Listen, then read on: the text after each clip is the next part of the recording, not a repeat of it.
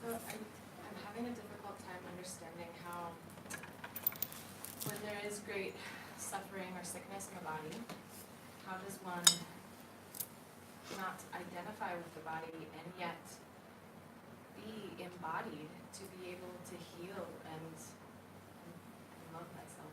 Yeah. I know that duality is hard for me to understand. Is your sickness psychosomatic or is it physical?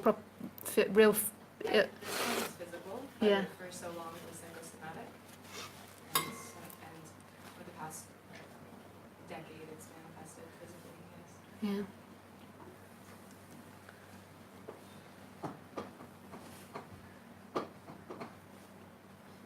What are your feelings? Like, what is the deepest access that you have at this moment to your feelings around your illness or around the pain?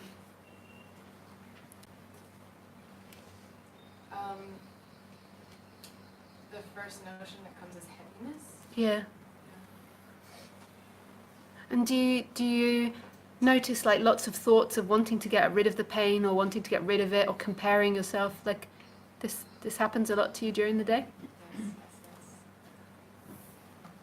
So can we just try like a little experiment? If you close your eyes and just go into your body. So whereabouts is your physical pain now?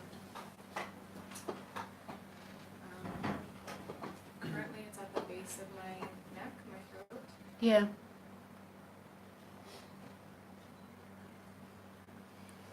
And when you think about that, the illness, and you feel the heaviness, where do you feel that in your body?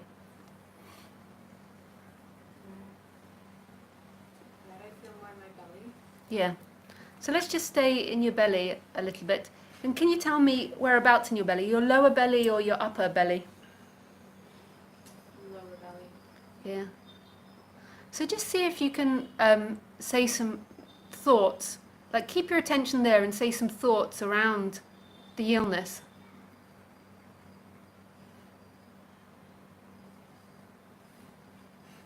Don't worry if you can't, if it all just disappears. But what I mean as an example is, I don't want this, I don't want to feel like this. This is painful. I'm always going to feel like this. If there's anything like that, if there isn't, don't worry about it. It's a lot of pressure. Yes, there's the fear of always having this. Yeah. So let's just take this one thought of, I'm always going to have this. So you've got an idea of who you are. So you've got this image of yourself. So in your brain, you have a feeling of who you are. And that might be invisible to you. You might not be able to distinguish it. But in order to feel that you don't want to have it all your life, or you're afraid of having it all your life, you've got a feeling of who you are right now. And beyond that, there is a consciousness that's still and present and doesn't feel or think any of these things. It's just looking. But if we go back into the human world, the human thinks it knows who it is, thinks it knows where it's come from in time and where it's going, and it's afraid of going into the future and having this for the rest of your life. But is that thought helpful to you now or unhelpful? Does it make you feel worse or better about yourself? Much worse. So it's a redundant thought. It's like an oppressive thought. So it doesn't really matter if it's true or not, whether you do have it for the rest of your life or not. What really matters is that feeling it right now makes you feel worse. Like that adds. And really it's unknown whether you'll have it for the rest of your life or not. Even if the doctors say you will have it for the rest of your life, that's still their opinion. And that's not actually fact. It's unknown what's going to happen, always unknown. And life has always got the possibility for magic. So what would you like to happen to your illness? Like if you could have anything, if I could grant you anything now, what would you like?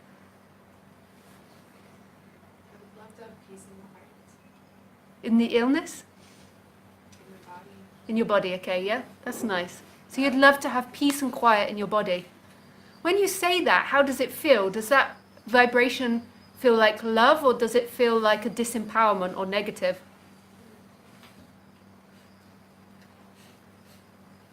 It just feels neutral, I suppose.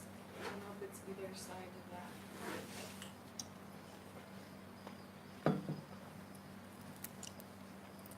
So, and when you say that you're afraid that it will happen for your rest of your life, how does that make you feel? That makes you feel more heavy, or? Yeah, and anxious as well. Yeah. A lot of fear. Okay. So this is what's manifesting, I would assume, throughout your day on and off. And this has a big effect on you because this will also affect your interactions with your work, with other people, relationships. It will affect you in all ways if this story is coming in and out, because that has a huge effect on your body. So first of all, the recognition and the acceptance of this thought is a gift. That is a gift, that you're at this stage where you can recognize and accept and acknowledge this thought, and that you can connect it to the body. This is very self-aware.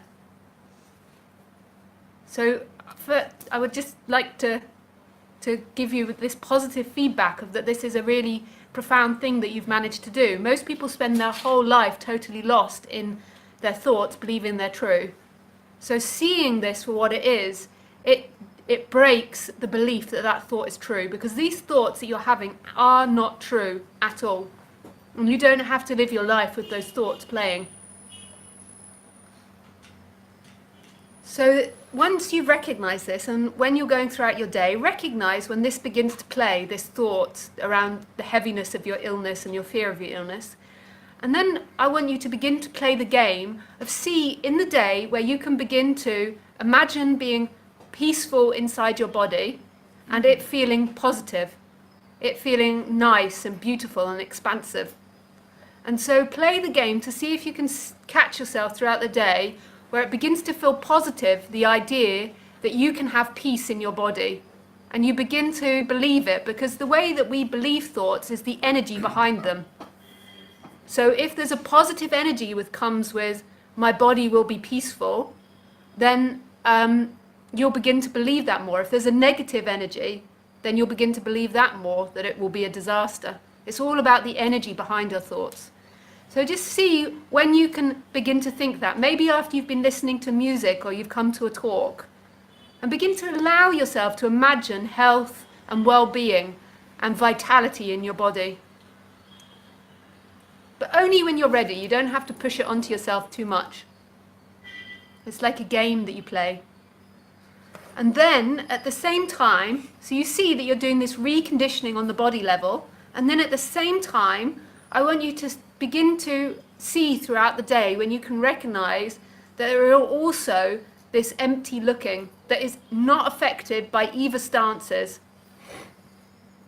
That there is this looking out that's happening, that's there even when you're suffering and when you're happy.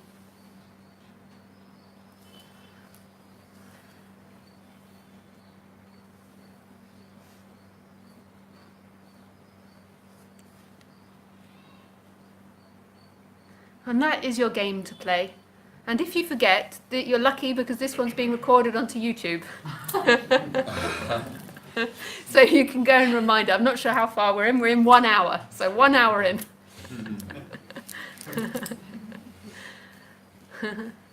And you are allowed what you want. You are allowed to feel peace inside your body. This is a world of plenty, and we were never informed as children that we're allowed to get what we want, just by the vibration and the magic of it.